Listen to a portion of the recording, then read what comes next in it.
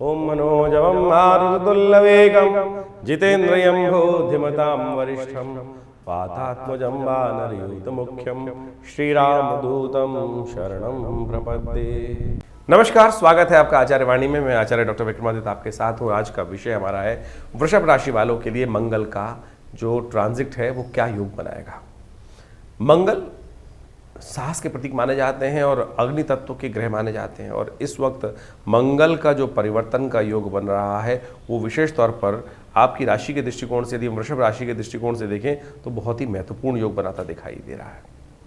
ऐसे में ये मंगल का जो योग है आपकी राशि में 3 अप्रैल से लेकर करीब करीब 7 जून तक आपके तृतीय भाव में रहने वाला है। और तृतीय भाव में जहाँ पर मंगल इस वक्त स्थित है वो पड़ी हुई है चंद्रमा की राशि आपकी राशि के दृष्टिकोण से। तृतीय भाव साहस का भाव माना जाता है, तृतीय भाव मित्र का भाव माना जाता है, तृतीय भाव आलस्य का भाव भी एक तरह संबंध रखता है, पार्टनर का संबंध रखता है, और वहाँ मंगल जो है बड़ी कमजोर अवस्था में आकर स्थित हो गए हैं।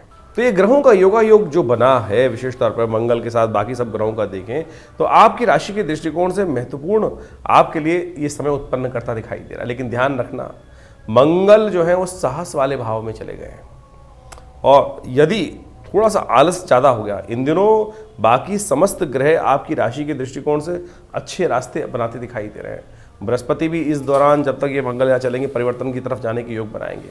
तो ऐसे में इस अपॉर्चुनिटी के समय में शनि महाराज ने, राहु महाराज ने परिवर्तन करके आपकी राशि में बड़े अच्छे योग बनाए हैं, और ऐसे में अब चाहिए उत्साह की ज़रूरत। लेकिन आपकी जो प्रवृत्ति है थोड़ा सा काम को डिले करने की तरफ जाती दिखाई दे रही है।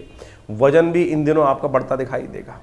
देखिए, आपकी राशि के जो विशेष तौर पर स्वामी हैं वो शुक्र हैं, और वो शुक्र महाराज इस वक्त सबसे अपने अच्छे दौर से चल रहे हैं, परम उच्च स्थिति में विद्यमान है। ग्रहों का योगा योग वृषभ राशि के लिए यदि हम संपूर्ण राशियों में देखें तो वृषभ राशि वालों के लिए सबसे अच्छा योग बनकर तैयार है। लेकिन मंगल ने विशेष तौर पर जैसे दूध में मक्खी डाल देते हैं ऐसा योग बना दिया है। हर चीज़ को समय अच्छा है, सब कुछ अच्छा है, मौसम बहुत बढ़िया है, लेकिन यदि आप ही उत्साहित नहीं होंगे, आप ही उस चीज़ को डिले कर देंगे, केवल बाह्य रूप से ही उस चीज़ों को लेते रहेंगे, कार्य करते रहेंगे, तो फिर नहीं होगा। मोटिवेशन चाहिए इस समय में। इस समय में जो सारा का सारा दारोमदार है वो आपके उत्साह पर डिपेंड करता है, आपके साहस पर दिखाई देता है, आपके अटेम्प्ट पे संबंध बनता दिखाई दे रहा है। और मंगल ने इस 3 अप्रैल से लेकर 7 जून के बीच में साहस को खत्म कर दिया है, उत्साह को खत्म कर दिया है, और केवल बाह्य बात रह गई है, केवल वातावरण अच्छा बनता दिखाई दे रहा है। इसलिए मंगल को इस वक्त आवश्यकता है हिम्मत की, मंगल को आवश्यकता है इस वक्त आपके पुरुषार्थ की। आपकी राशि के दृष्टिकोण से यदि आप पुरुषार्थ में बढ़े, मन जो है वो हतोत्साहित होता दिखाई दे रहा है, मन जो है वो वास्तविक तौर पर सामने चीज़ों को दिखने नहीं दे रहा है आपको। तो ऐसे में थोड़ा सा आप कोशिश करें मंगल के प्रभाव को बढ़ाने के लिए।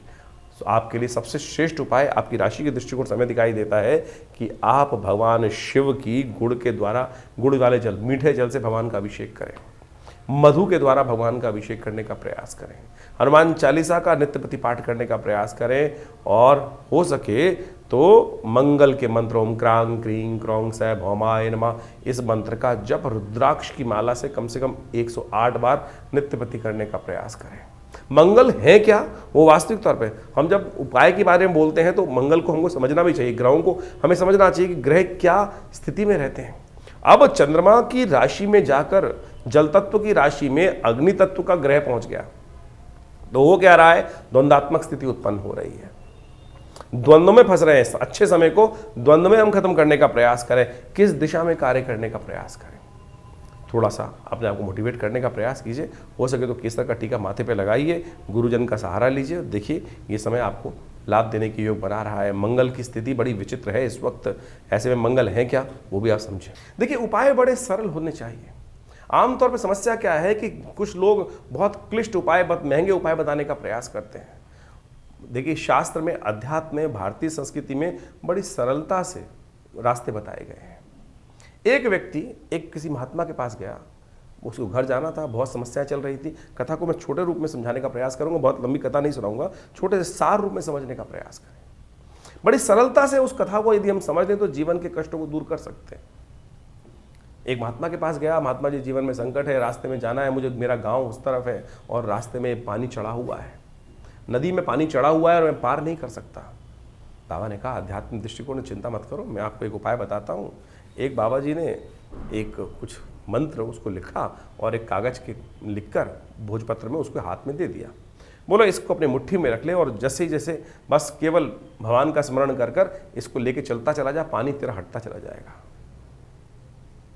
उसने उसको रास्ते में देखा तो वो चमत्कार था कि जहाँ जहाँ वो लेके जा रहा था वो पानी हटता चला जा रहा था और वो भागता चला जा रहा था। उत्कंठा हुई रास्ते में देखते देखते कि अरे ऐसा क्या बाबा जी ने दे दिया है। उसने पर्ची खोली, उसमें राम नाम लिखा था। अरे राम नाम लिखा है, इतना सा देखा और देखता क्या है कि वो पानी वापस उसकी तरफ भागता चला आ रहा है। भागा वापस, अरे डूब जाऊंगा, और महात्मा के पास वापस पहुंचा। महात्मा की शरणागति प्राप्त की। महाराज आपने कहा था देखना, मैंने देख लिया। बाबा ने कहा कोई बात नहीं, चिंता मत कर, मैं दोबारा कुछ बना के देता हूँ। बाबा ने फिर एक उपाय दिया और हाथ में कहा बस इसको लेके जा, अब चिंता मत करियो, बस लेके चला जा। और उसके बाद वो फिर वही गया पूरा पार करते हुए। अब तो उसने एक बार एक्सपीरियंस कर चुका था, उसने बाबा की बात को पूरी तरह अक्षर से अक्षर माना और उसके बाद उस रास्ते को पार कर लिया। पानी घटा और वो पार कर गया बिना किसी द्वंद्व के कारण से। घर पहुंचा, घर पहुंच के फिर खोलता है हाथ को, पुड़िया को, उत्कंठा, क्योंकि हम भी ऐसे हैं हठधर्मी जो हैं जो ना तो विश्वास करते किसी बात पर। उसने फिर खोल के देखा और उसमें लिखा वही राम नाम। इस संसार को पार करने के लिए राम नाम ही तो है, उपाय यही है।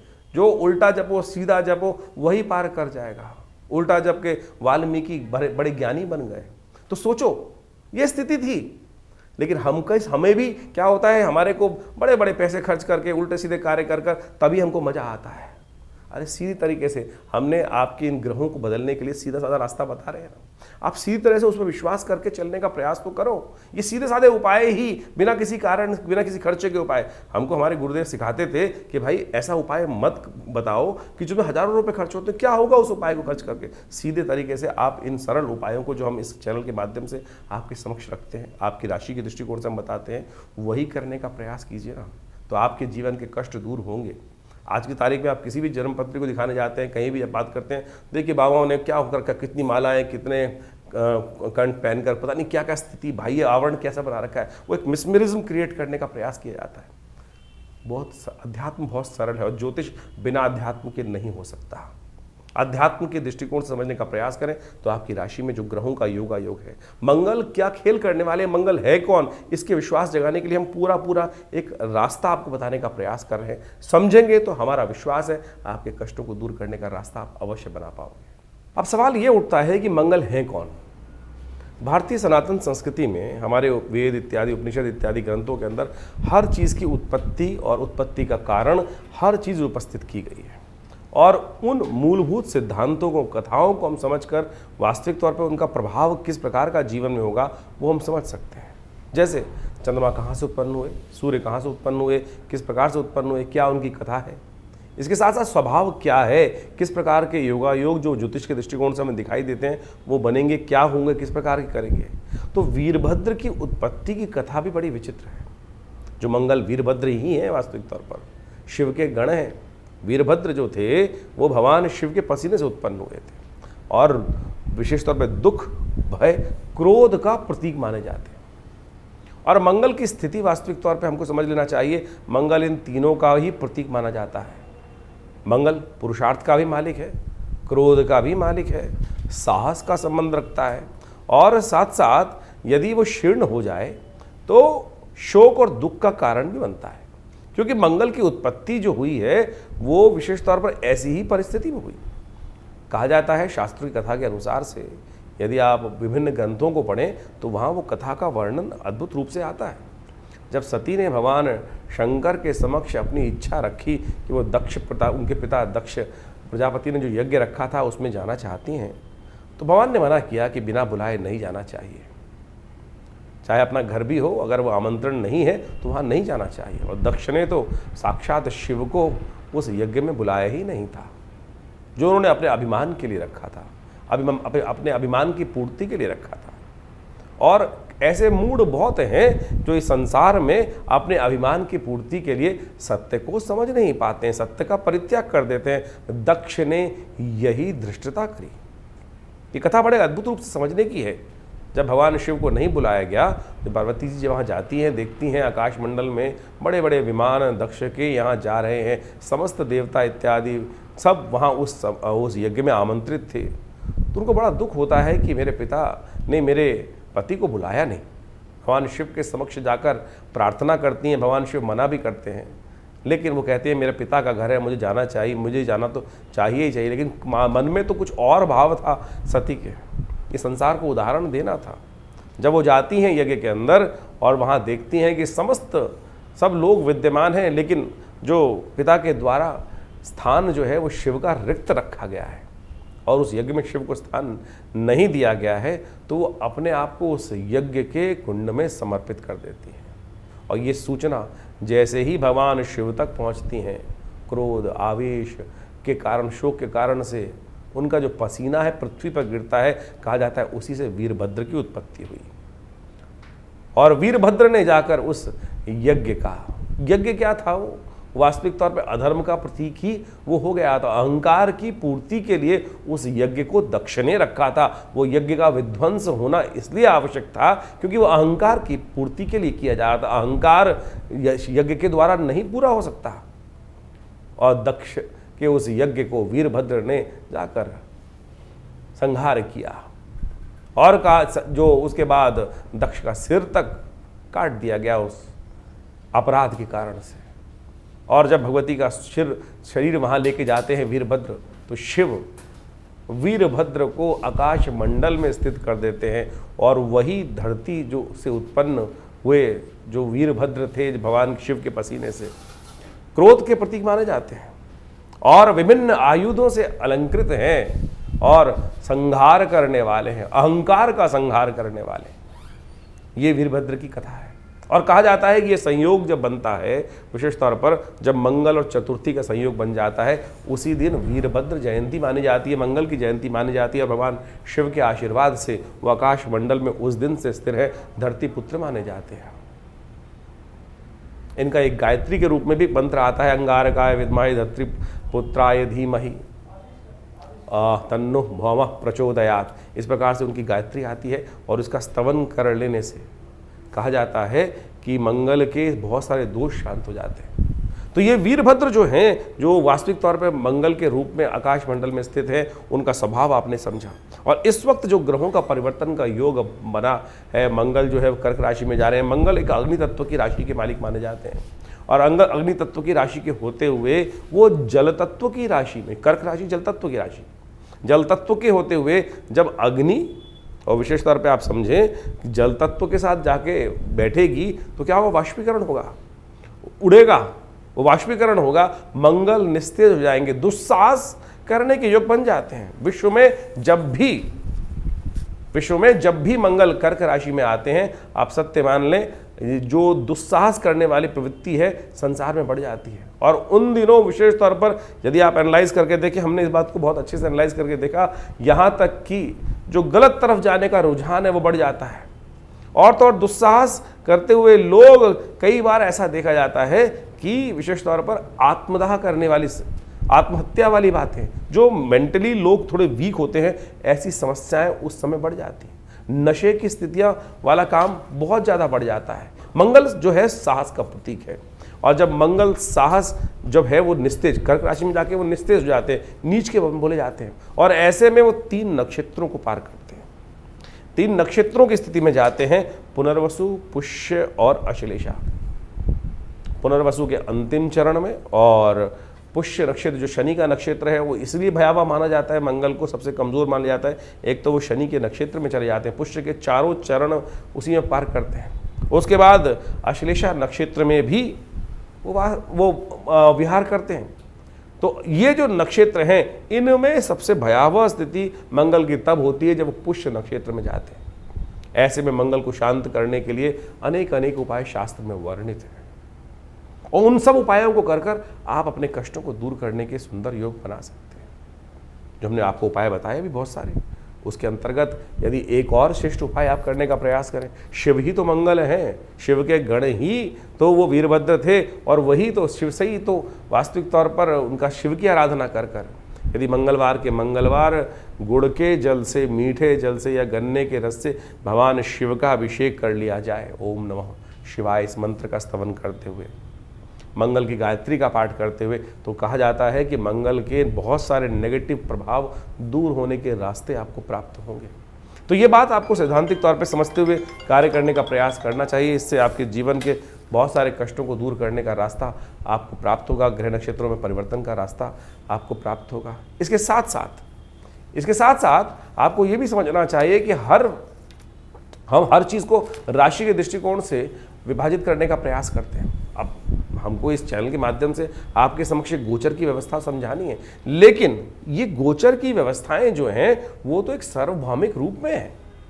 आप ये समझें कि जिन दिनों ये मंगल जिस प्रकार की स्थिति में रहते हैं, इस बार तो वैसे ही जो वर्ष चल रहा है संवत 2082 आरंभ हुआ है, सूर्य का वर्ष है, ऐसे में मंगल का स्थिति में इस प्रकार से आना जो करीब करीब 3 अप्रैल से लेकर 7 जून तक ये स्थिति मंगल की रहेगी और इसमें विभिन्न नक्षत्रों में मंगल का प्रवेश होगा। जैसे हमने आपको बताया, इन सब में अलग अलग प्रभाव मंगल, हम समय समय पर उस बारे में आपको अवगत कराते रहेंगे। लेकिन अग्निकांड, दुस्साहसपूर्ण कार्य, विश्व में को अशांत करने के लिए जो नेगेटिव सोच वाले लोग हैं वो दुस्साहस करने का कार्य कर सकते हैं। आतंकवादी घटनाएं, आमतौर पर जब भी मंगल इस प्रकार की स्थिति में आता है, कर्क राशि में आता है, तो दुस्साहसपूर्ण कार्य सामने आ गए। देखिए, मंगल प्रतीक है साहस का, साहस आएगा तो मंगल को सेनापति कहा जाता है ज्योतिष के दृष्टिकोण से। जब मंगल सेनापति में पूर्ण ताकत में होगा तो सामने आकर व्यक्ति लड़ेगा, सामने आकर वो साहस करने का प्रयास करेगा। लेकिन जब मंगल क्षीण हो जाता है तो दुस्साहस, गलत कार्य, निकृष्ट कार्य करने की तरफ गलत मानसिकता के लोग ज़्यादा प्रेरित हो जाते हैं। आतंकवादी घटनाएं, जो बम विस्फोट इत्यादि की घटनाएं ज़्यादा विशेष तौर पर घटने के कार्य करते हैं, जिनको नीचता वाले कार्य कहा जाता है, यानी गलत तरफ ताकत लगाकर कार्य करने की तरफ, निकृष्ट कार्य करने की तरफ मनोवृत्ति लोगों की बदलती चली जाती है। नुकसान पहुंचाने का कार्य, मानवता को नुकसान पहुंचाने का कार्य ऐसे में निकृष्ट मानसिकता के लोग ज़्यादा करते दिखाई देंगे। शांत होकर आपको समझने का प्रयास करना है, आपको अपने जीवन की रक्षा करने का प्रयास करना चाहिए। ज्योतिष में ग्रह योग की गणनाएं जो हैं वो विशेष तौर पर बड़े वृहद रूप से बताई जाती हैं और इस वक्त विभिन्न राशियों के अनुसार से अलग अलग प्रभाव तो समझ लेना चाहिए। तो हम हर राशि के अनुसार से आपको आपकी राशि के अनुसार से ये बात तो बता ही रहे हैं, लेकिन फिर भी आपकी ग्रह गणना तो अलग होगी, ये बात भी आपको समझ में आती है। राशि के दृष्टिकोण से गोचर का प्रभाव तो समझ में आ जाएगा, लेकिन मूलभूत कुंडली के अंदर जो ग्रहों का योगायोग बना है वो कितनी ताकत में है। हाँ, अगर आपकी कुंडली में वैसे ही कहीं ना कहीं नीच के बैठे हुए हैं मंगल और गलत अवस्था में, अस्त अवस्था में है, तो ये आपके लिए समय भयावह हो सकता है। और वहीं अगर आपकी कुंडली में मंगल पूर्ण ताकत में है, मंगल की दशाएं अच्छी चल रही हैं, नवांश में मंगल शुद्ध होकर बैठा है, तो आपके लिए इतना गलत का समय नहीं होगा जितना ओवरऑल दिखाई देता है। तो ऐसे में आप अपनी जन्मपत्री को समय समय पर अच्छे से चेक कराते रहें, पूछते रहें, गणनाएं जानते रहें। जैसे हम कहा जाता है ना कि आज की तारीख में मॉडर्न ज़माने में कहा जाता है कि डॉक्टर साहब के पास जाकर समय करीब 6 महीने में कम से कम एक बार अपने ब्लड टेस्ट और संपूर्ण रूप से कंसल्टेशन ले लेनी चाहिए। तो उसी प्रकार से ज्योतिष भी एक ऐसी चीज़ है कि एक ऐसा आईना है कि जो आपके भविष्य को में क्या कुछ होने की योग हैं, किस प्रकार के योगायोग बनने वाले हैं, उस सब संबंध में आपको अवगत करा सकता है। और लोग सही समय में समझ लें कि हमारा समय कैसे चल रहा है। जैसे हम आपको बताते हैं कि भाई इस वक्त गोचर में ये 7.5 का योग चल रहा है, किसी राशि में ये समय ये चल रहा है, ये चल रहा है, ऐसा चल रहा है, तो क्या होता है, लोग उससे पहले सावधान हो जाते हैं। और सावधानी यदि रहेगी तो दुर्घटना कम घटेगी, और सावधानी हटी तो आपने बोर्ड पे देखा हुआ, लिखा हुआ, सावधानी हटी दुर्घटना घटी। तो यही बात है। इसके अनेक उपाय शास्त्र में वर्णित हैं जो हमने बड़े सरल रूप में आपके समक्ष रखने का प्रयास किया है। बहुत सारे लोग कहते हैं कि ज्योतिष डराते हैं। ज्योतिष डराने का विषय नहीं है, ज्योतिष अवगत कराने का विषय है। देखिए, आप अगर नेगेटिव सोच रखेंगे तो फिर समस्याएं उत्पन्न होने के योग बनेंगे। आप कोई बीमारी है तो अब ऐसे तो एक समझें कि जैसे मान के चले हर कोने पर कहीं ना किसी बीमारी के वायरस फैले हुए हैं। कई लोग बहुत डरते हैं। आप मान के चलें कि भैया नहीं वहाँ तो हाइजीन नहीं होगा, ये नहीं होगा, वो नहीं होगा। कुछ लोग होते हैं एकदम उत्साह के सारे, नहीं मेरी इम्यूनिटी इतनी स्ट्रांग है, मैं तो बिल्कुल ठीक ठाक होकर निकल जाऊँगा। और ऐसे में जब मंगल नीच के हो जाते हैं तो जो डरने वाले व्यक्ति होते हैं और ज़्यादा भयावह स्थिति में हो जाते हैं। इमोशनल वीक व्यक्ति जो हैं, जो साइकोलॉजिकल तौर पे कमज़ोर व्यक्ति हैं, उनकी स्थिति आप स्वयं एनालाइज कर सकते हैं। जिनकी कुंडली में चंद्रमा बहुत नीच के होकर बैठे हुए हैं, कुंडली के अंदर चंद्रमा जो नीच के होकर बैठे हैं या शीर्णस्थ अवस्था में या मंगल शीर्णस्थ अवस्था में, उनकी मनोदिशा आपको देखने को मिल सकती है कि किस प्रकार से वो और ज़्यादा नेगेटिव हो सकती है। कोरोना काल आया, बहुत सारे लोगों ने बाहर निकल कर कार्य किया और बहुत सारे लोग जो डर के बैठे रहे, बहुत सारे लोग को इन्फेक्शन हुआ भी, लेकिन अपनी यदि उनकी इम्यूनिटी अच्छी थी तो बच के आ भी गए, और जिनकी इम्यूनिटी वीक थी वो बेचारे क्षय को प्राप्त हो गए।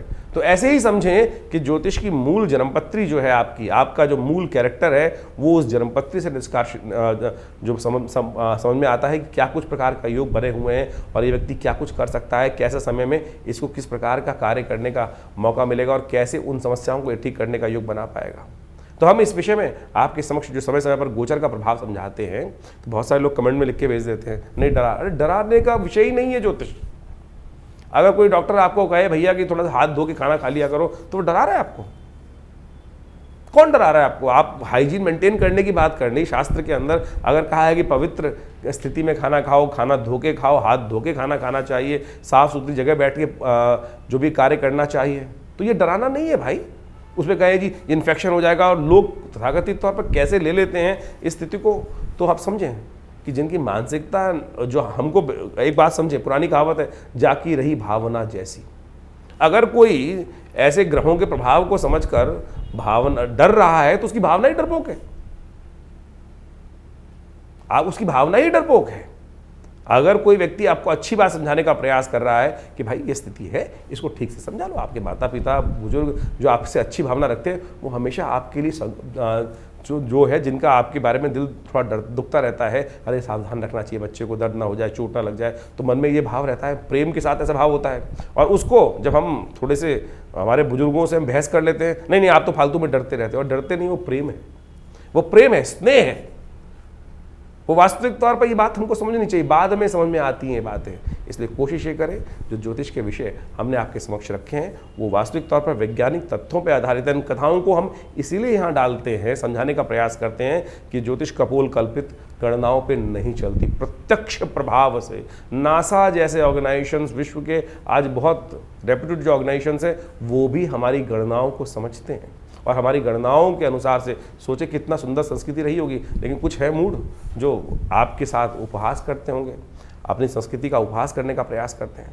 तो हमारा आपसे अनुरोध है, हमारा आपके समक्ष एक विशेष तौर पर बात रखने का तरीका है, कोशिश करें इन गणनाओं को हल्के में ना लिया करें। हम आपके साथ समय समय पर जुड़े रहते हैं, और दिल्ली में हमारा ये संस्थान जो विवेकानंद योगाश्रम है, पिछले करीब 60-70 सालों से आप सबके लिए कार्य कर रहा है, आध्यात्मिक क्षेत्र में कार्य कर रहा है, और बहुत सारे यज्ञ इत्यादि समय समय पर चलते ही रहते हैं आश्रम में।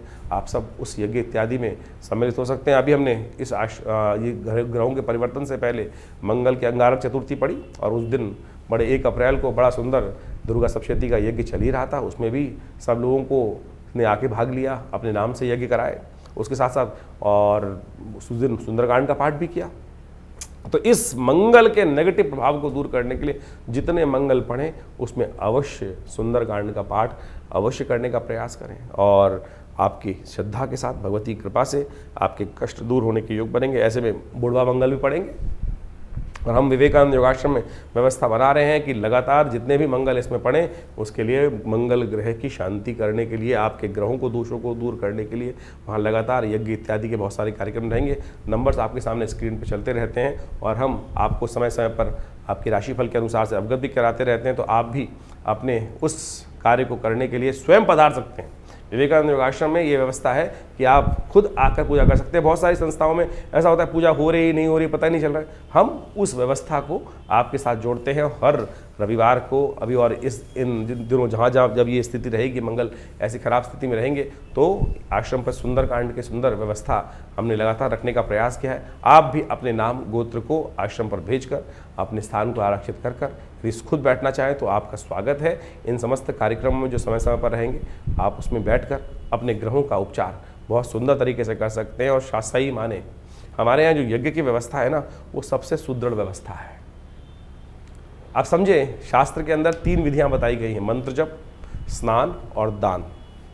और दान हम जब भी कर रहे हैं और किसी गलत व्यक्ति को दान कर दिया तो दान का लाभ की जगह नुकसान हो जाएगा।